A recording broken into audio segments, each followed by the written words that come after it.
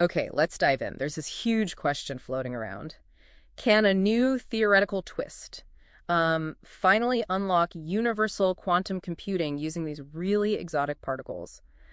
Ising-Aminians, right? That's the one. Yeah. It sounds almost like science fiction quantum info tied up in literal knots for protection.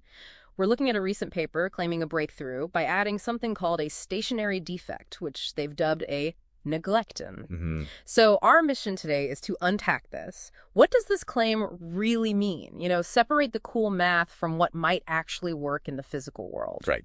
And on the math side, it is pretty exciting. Adding this neglecton thing to the standard Ising theory, it gives you what are called dense braid representations. Dense braid representations. Okay. In sort of simpler terms, it mathematically points towards universality. Like you suddenly have this richer set of operations available just by braiding. So you could approximate any single qubit rotation, in theory. In theory, yes. That's the mathematical insight. It suggests you can get arbitrarily close to any operation you want.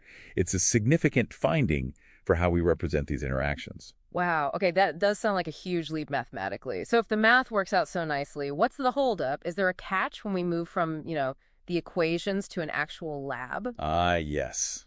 There's definitely a catch, or perhaps a gap. We often call it the physicality gap. The physicality gap. Got You see, the mathematics that the neglecton relies on uses these, let's say, exotic rules, non-semi-simple TQFTs is the term. Okay. But the physical systems we can actually build, the ones that are stable and described by gapped Hamiltonians, they generally follow a different, more constrained set of rules, usually unitary modular tensor categories, or UMTCs. Right. UMTCs, we hear about those a lot in topological quantum computing. Exactly. And the problem is the math for the neglecton doesn't automatically guarantee it fits neatly into that UMTC framework. It doesn't guarantee unitarity, which is crucial for quantum mechanics, or that it corresponds to a stable, gapped physical system. So the math is beautiful, but it's not necessarily a direct recipe for building a physical gate. Precisely.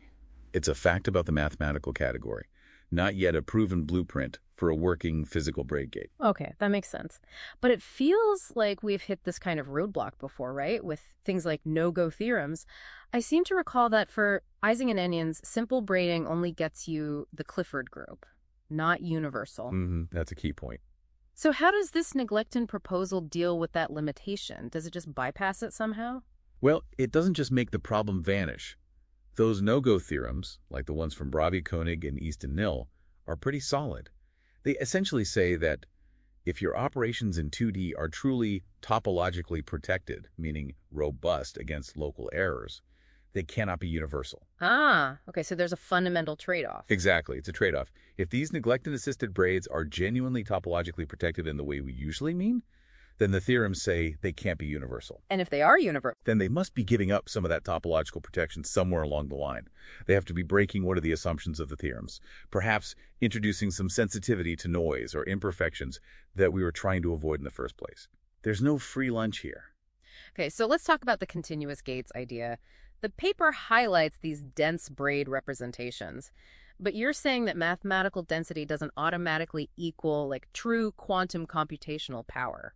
It's not like we suddenly tap into this exponentially huge Hilbert space just because the math is dense. That's a very important distinction. Yeah. Yes. Often, these topological encodings, especially in Ising-type systems, are more about tracking fusion channels.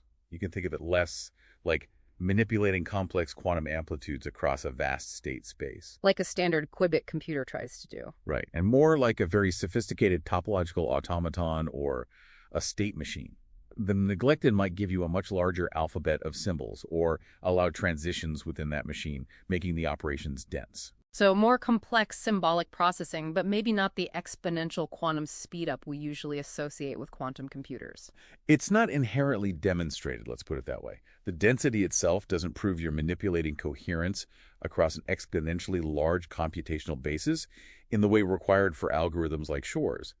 It could be more like a very powerful but ultimately classical-like symbolic computation. Okay, this is clarifying. So for this neglecton idea to move from fascinating math to something physicists see as, credible physics for actual quantum computing, what would need to happen? What's the checklist? Right, the wish list. Well, first and foremost, you'd need an explicit physical model, a detailed Hermitian lattice Hamiltonian that demonstrably has an energy gap, meaning it's stable, and unitarily realizes this whole non-semi-simple structure, neglected included. Like a concrete blueprint. Exactly. A blueprint that shows it's physically possible and stable. Then you'd need a rigorous proof showing how these braids get around the 2D no-go theorems. Or, if they don't get around them, a very clear explanation of which assumption locality topological protection is being relaxed and what the consequences are. And presumably how it holds up to errors. Absolutely. You need a proper fault tolerance threshold analysis. How well does this scheme perform under realistic noise? Can it actually tolerate errors better than standard approaches? Or does achieving universality come at the cost of fragility? That's critical. So, wrapping this up for you, our listener, where does this leave us? This Neglecton work seems like a really elegant piece of mathematics. It thickens the possibilities for braiding Ising anyons in a fascinating way. It does. Mathematically, it's quite neat. But connecting it back to the big dream of a fault-tolerant, universal quantum computer, it feels like it doesn't quite close that physics loop yet. There are still some major hurdles. That's a fair assessment. And it really leads to a deeper question for you to think about. Is topological quantum computing, at least in this kind of formulation, truly leveraging the quantum mechanical exponential Hilbert space the way we think a standard quantum computer does? Or is it perhaps closer to an incredibly sophisticated deterministic topological state machine, a kind of advanced symbolic computation that uses the language and structures of quantum physics, but maybe doesn't harness quantum superposition and entanglement for that exponential advantage in the same way? Something to definitely mull over.